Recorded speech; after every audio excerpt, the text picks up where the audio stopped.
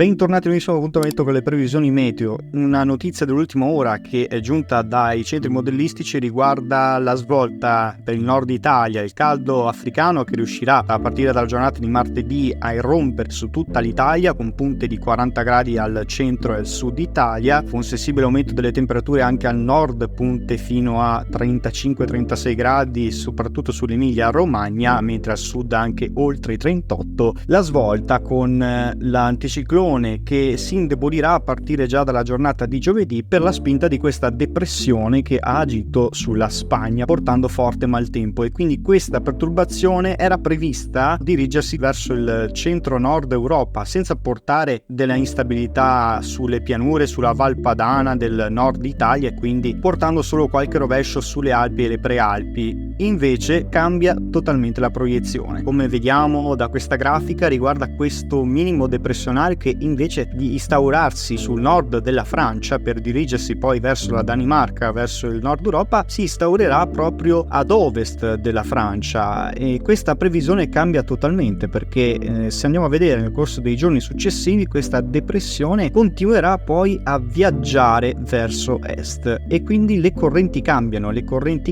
l'anticiclone consente quindi il passaggio di queste correnti umide atlantiche, già delle prime piogge si avranno sul nord-ovest nella giornata di giovedì per questo minimo che continuerà pian piano a viaggiare verso est, verso il centro-nord, ed ecco quindi la fase risolutiva con il weekend che sarà caratterizzato dall'arrivo di questo fronte temporalesco e quindi dal passaggio di instabilità e correnti più fresche che andranno a portare un sensibile calo termico al nord e quindi temperature che torneranno più o meno in media col periodo. Il discorso diverso al sud, dove continueranno a mantenersi sopra la media stagionale, ma comunque questo consentirà, tra l'altro questa perturbazione nel weekend, a una rimonta dell'anticiclone, come vedete, di matrice azzorriana verso l'Europa occidentale e di conseguenza anche verso il centro Europa. Notando infatti dalla grafica ad inizio della settimana il minimo depressionario che appunto agirà tra il Portogallo e poi verso la Francia nella giornata di martedì, portando condizioni di forte maltempo, temporali grandinigeni. Come vedete invece sul resto d'Italia avremo tanta stabilità, il transito di qualche velatura alta, attenzione anche all'arrivo della sabbia sahariana prevista soprattutto a partire dalla giornata di giovedì, ed ecco la giornata di giovedì quando giungeranno queste correnti umide atlantiche che porteranno quindi il primo passaggio instabile sulle regioni dell'estremo nord-ovest. Guardando più nel dettaglio quello che accadrà nella giornata di giovedì, ecco il passaggio da sud-ovest delle piogge di instabilità che sarà a tratti caratterizzata da rovesci, più che altro come vediamo sull'estremo Piemonte, su parte delle pianure piemontesi e sulla Valle d'Aosta si verificheranno dei rovesci e temporali soprattutto tra la mattinata e il pomeriggio. Poi questi temporali viaggeranno verso nord, solamente dei rovesci pomeridiani sulle Alpi, condizioni che saranno molto più instabili invece dalla giornata di venerdì. Come vediamo i rovesci saranno più incisivi e si formeranno dei temporali non solo sulle Alpi ma anche sulle Prealpi e sulle pianure del Piemonte. Qui rischio di grandinate fino a medie dimensioni fino in pianura, e poi la serata avrà apice il maltempo definitivo con la formazione di una possibile supercella o QLCS che dalla Lombardia, dalle pianure lombarde, si muoverà sempre più verso est, portando quindi delle grandinate fino a medie dimensioni, il rischio di nubifragi, di forti raffiche di vento su tutto quanto il Triveneto, con quindi possibili criticità, e questo anch'esso viaggerà verso est portando il maltempo anche sul Friuli Venezia Giulia. E poi come vediamo il weekend sempre caratterizzato da ondata di temporali soprattutto sul Friuli Venezia Giulia, soprattutto sui Balcani, e poi nella serata nottata di domenica temporali e piogge quindi al nord-est. Insomma, cambio di scenario che vede quindi il ritorno di precipitazioni al nord dal weekend, già a partire dalla giornata di giovedì mattina, come abbiamo visto sulle regioni del nord-ovest. Comunque, tuttavia, ricordiamo una svolta che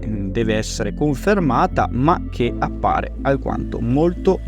chiara. Vedremo i dettagli nel corso dei prossimi aggiornamenti. Seguiteci sempre